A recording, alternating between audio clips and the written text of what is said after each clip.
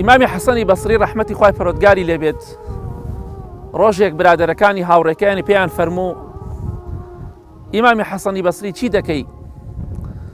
فەرمووی دەڕۆم بۆ لای قەومێک بۆ لای کۆمەڵی برادەر، کۆمەڵی برادرم دۆزێتەوە ئەو برادەرانم کاتێک کە دەچم بۆ لایەن قیامەتم بیر دەکەوێتەوە،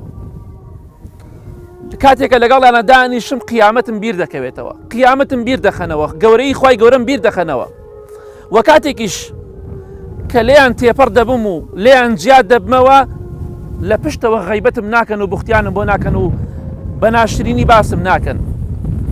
وتیان ئیمامی حەسەنی بەسری ڕەحمەتی خوای لێبێ ئەو برادرانە چێن؟ وەڵڵا ئەوانە باشترین برادرن، باشترین دۆست و هاوڕێن کاتێک کە قیامەتت بیر ئەکەوێتەوە و کاتێکیش کە لێیان دوور ئەکەوێتەوە خیانەت لێ ناکەن و بە خراپە باست ناکەن.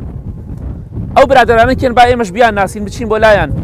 فەرمووی ئەو برادرانە براکانمانن، خوشکەکانمان لە قەبرستان، کاتێک کە دەڕۆین بۆ لایەن قیامەتمان بیر دەکەوێتەوە، کاتێکیش کە لێیان تێپەڕ دەبین و لایەن ناویان دەرئەچین غەیبەتمان ناکەن و بوختیانمان بۆ ناکەن، قسەمان پێ ناڵێن، ئەوانە باشترین برادرن. ئێسش ئێمە لای ئەم خوشک و برادران خوای گەورە لێیان خۆش بێ. بۆی ئینشاڵڵا ئێوەش بەڕاستی ئەگەر ئەتانەوێت دڵتان نەرم بێ پێغەمبەری خوا صلی الله علیه وسلم بە سەحابەکانی دەفەرموو ڕەزا و ڕەحمەتی خوایان لێبێ سەردانی قەبرستان بکەن، چونکە قەبرستان کاتێ سەردانی دەکەی قیامەتت بیر ئەکەوێتەوە.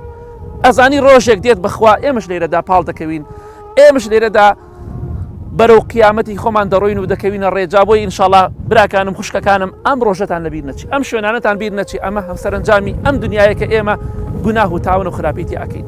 ئەمانە باشترین برادر و هاوڕێیەکن بۆ ئێمە کە ئامۆژگاری و نەسیحەتمان دەکەن و دەرز و عیبرەت و ئامۆژگاریمان فێر دەکەن.